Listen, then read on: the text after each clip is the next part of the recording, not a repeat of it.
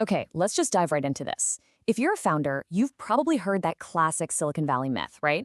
The one that says just build an incredible product, get the users, and the revenue is just going to magically figure itself out later. But look, here is the brutal truth we need to address today.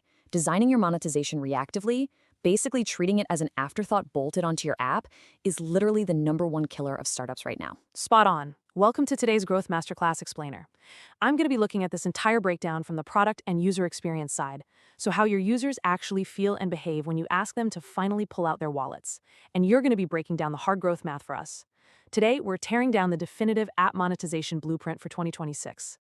We have a massive agenda today. We're covering why monetization fails, how to choose the right revenue model, and the hidden psychology of pricing. Right, and then we're going to dive into high-converting paywall design, fixing your free tier, and finally, the exact business metrics you absolutely need to track to survive.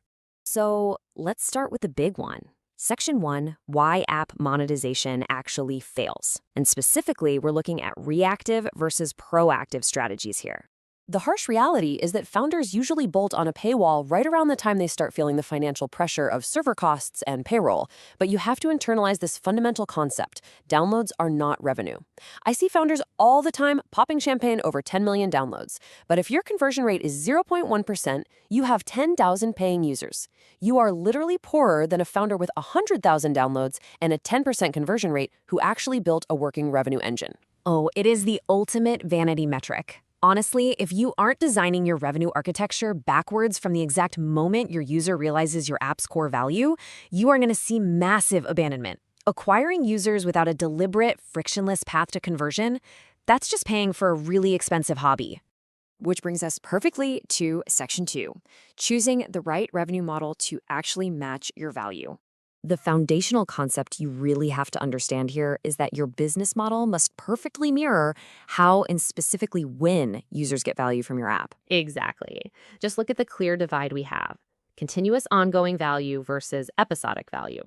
If your app delivers value every single day, think Spotify, Netflix, or Notion, you absolutely want a recurring subscription. You need that predictable monthly recurring revenue because the value actually compounds over time. Right, but what if your app is Tinder or maybe an Airbnb travel booking app? You don't need a dating app every single day of your life forever. You need it in intense, episodic bursts. For episodic value, asking for a monthly subscription can feel entirely wrong to the user. You need a freemium model with high-value in-app purchases, like a Tinder Boost, to perfectly match that immediate, emotion-driven user journey.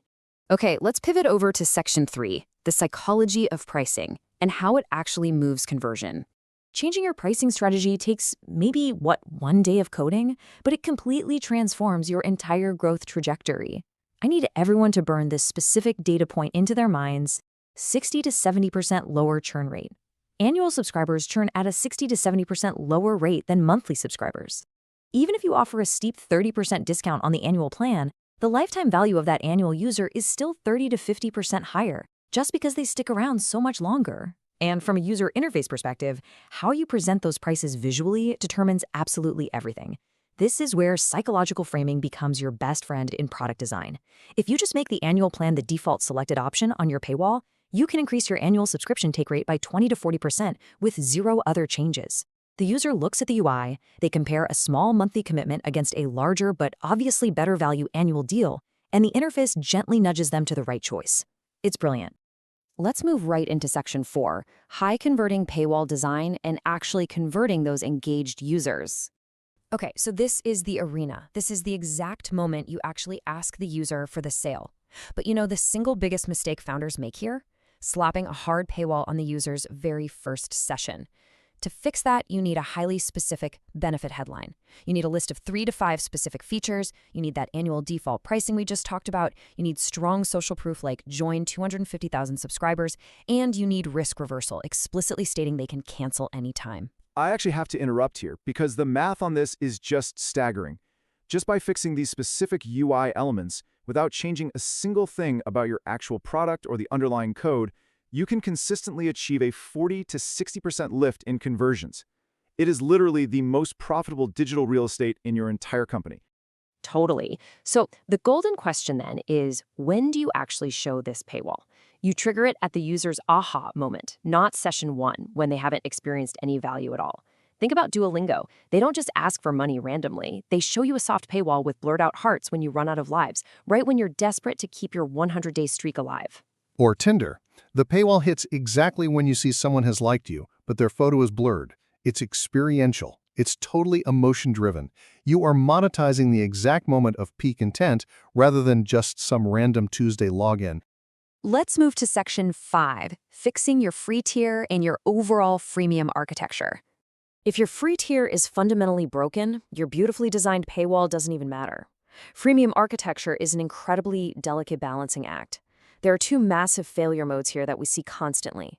Number one, the free tier is simply too good. This is the classic Evernote mistake. They gave away so much for free for so many years that no one ever felt the need to upgrade. When they finally tried to restrict features, users felt betrayed and Evernote almost went bankrupt. And then failure mode number two, the free tier creates abandonment before the user even feels the value. Right, because if a user hits a paywall 3 seconds after downloading your app, they don't upgrade, they just delete the app. You need to engineer genuine value, but you absolutely must introduce genuine friction in proportion to that value. And there are different types of limits you can use to create that friction. You can use a usage cap, like Notion, which limits the quantity of blocks or pages you can make. You can use a feature gate, like Spotify, which completely locks offline listening behind a premium tier. Or you can use a time cap, which is just your standard B2B 14-day trial. The secret here is that hitting these limits shouldn't ever feel like a punishment to the user. It should feel like a completely natural progression point. They should think, oh wow, I use this tool so much that I hit the limit. Of course I should upgrade. Okay, let's bring it all home with Section 6, metrics that matter for optimizing your revenue. Because it's very easy to track vanity numbers that look incredible on an investor pitch deck, but mean absolutely nothing for your product's actual financial health. Exactly. Let's definitively demolish the biggest vanity metric right now: total downloads. If you are optimizing your business for downloads, you are losing. The only reality that matters is your LTV to CAC ratio. Your lifetime value must be at least 3 times your customer acquisition cost. If it costs you $10 to acquire a paying user, they better be spending at least $30 over their lifetime in your app, period. And here is the golden rule of growth. Fix your churn before you fix your acquisition. Look at the mathematical reality here. If you cut your monthly churn from 10% down to 5%, you literally double the lifetime value of every single subscriber you ever acquire. And from a UX perspective, reducing that churn isn't just about making the core product better, it's actually about designing an exit experience that intentionally saves the user right before they leave. Which brings us to the cancellation flow. When a user clicks cancel, that is not the end of the journey. You need a specific UI path to catch them. First, offer a pause option. Data shows 10 to 25% of users will choose to just pause their subscription if it's offered. Second, offer a downgrade or a temporary discount. And third, right before they click that final button, show them a value reminder of exactly how many hours of music or lessons they're about to lose forever. Implementing this simple product flow directly saves recurring revenue. Which leaves us with one final provocative question you need to ask yourself. Are you just building a user base, or are you actually building a compounding business? Because if you treat revenue architecture as a day-one product decision rather than an afterthought, you don't just get users, you get a sustainable, highly profitable engine. Thank you for joining us for this Masterclass Explainer.